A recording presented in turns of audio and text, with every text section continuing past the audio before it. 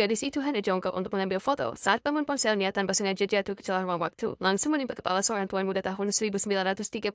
Tuan muda itu melihat kotak besi yang jatuh dari langit. Wajahnya penuh rasa penasaran. Saat dia berusaha membuka benda itu, tiba-tiba layar menyala memperlihatkan foto sang gadis. Dia pun ketakutan dan langsung melempar jauh ponsel itu. Sementara itu, gadis di masa kini menyadari ponselnya hilang, segera meminjam telepon orang lewat untuk menelepon nomornya sendiri. Tapi tuan muda yang menatap kotak besi yang bisa bersinar dan berbunyi, tidak segera menjawab panggilan tersebut. Gadis itu pun terus-menerus menelepon dengan sabar. Untungnya tuan muda itu cukup berpengalaman. Ketika dering terdengar untuk kedua kalinya, dia pun mengangkat telepon lintas waktu tersebut. Gadis itu dengan cemas meminta agar ponselnya dikembalikan, dan ia akan memberikan uang terima kasih. Saat itu keduanya belum menyadari mereka berada di dua ruang waktu yang berbeda. Karena penasaran, tuan muda itu dengan enggan menyetujuinya. Tapi setelah menunggu lama dan gadis itu tak kunjung datang, dia pun mulai kehilangan kesabaran. Lalu dengan nada menantang berkata, "Kalau ingin mengambil kembali kotak besi ini, datanglah sendiri ke rumah bangsawan ini." Setelah berkata begitu, dia menutup telepon, kembali ke rumah. Berbaring di kamar yang nyaman, tuan muda itu mulai meneliti benda bernama ponsel itu. Kamera menampilkan wajahnya yang tampan. Dia pun mencoba berbagai pose. Di sisi lain, gadis itu membeli ponsel baru, lalu mengikuti petunjuk tuan muda dan datang ke rumah bangsawan. Tapi dia menemukan tempat itu sudah menjadi objek wisata. Baru saat itu, dia teringat siaran radio di ujung telepon yang menyebutkan tahun 1937. Untuk memastikan dugaannya, dia kembali menelepon tuan muda, mengajaknya bertemu di bawah pohon bunga kamber. Kemudian dia meminta tuan muda mengukir tanda di batu di dekat situ. Dan benar saja di waktu yang hampir bersamaan, ukiran yang sama muncul di batu masa kini. Gadis itu pun yakin ponselnya benar-benar jatuh ke masa lalu. Tuan muda pun sangat terkejut saat gadis itu memintanya membuka galeri foto dan melihat foto kota Shanghai puluhan tahun kemudian. Dia pun tak lagi meragukannya. Keduanya menerima kenyataan aneh ini. Saat itu gadis mengeluh tentang ponselnya yang harganya belasan ribu dolar. Sekarang hilang begitu saja, benar-benar sial. Tuan muda dengan enteng menyatakan bersedia mengganti, tapi jarak waktu 100 tahun membuatnya mustahil dilakukan. Dia pun mendapat ide mengubur 2 batang emas di bawah pohon bunga kamber. Gadis itu setelah percaya, setelah ragu menggali tanah, ternyata benar-benar menemukan emas batangan itu. Seketika dia mengira telah menemukan jalan pintas jadi kaya. Dia bahkan mengubur kabel charger untuk mencoba lagi, tapi tuan muda tak menemukan apapun. Barulah dia sadar benda hanya bisa berpindah satu arah secara kebetulan. Meski impian jadi kaya mendadak pupus, gadis itu tidak lupa tujuan utamanya, menggunakan ponsel untuk menemani kakeknya mengunjungi rumah lama. Ternyata saat muda kakeknya tinggal di gang tersebut, satu-satunya penyesalannya adalah terpisah dari ayahnya karena perang. Sejak itu tidak pernah ada kabar. Gadis itu memutuskan memanfaatkan kejadian aneh ini, meminta tuan muda membantu mencari jejak buyutnya. Tuan muda setuju, tapi dia juga mengajukan syarat. Ingin gadis itu mencari tahu nasibnya di masa depan. Gadis itu awalnya mengira ini hal mudah, tapi setelah mencari kemana-mana, tak ada satupun catatan tentang tuan muda itu. Ternyata meski dia anak keluarga kaya, hidupnya diisi dengan kemalasan dan foya-foya. Saat negara sedang dilanda perang, banyak pemuda patriotik turun ke jalan melakukan demonstrasi, tapi dia malah mendengarkan musik biola dan minum anggur di rumah mewah. Para pemuda di luar juga berusaha membangkitkan rasa cinta tanah airnya, tapi tuan muda itu tidak punya cita-cita besar. Dia hanya ingin hidup nyaman dengan hartanya. Gadis itu pun menebak, tuan muda seperti dia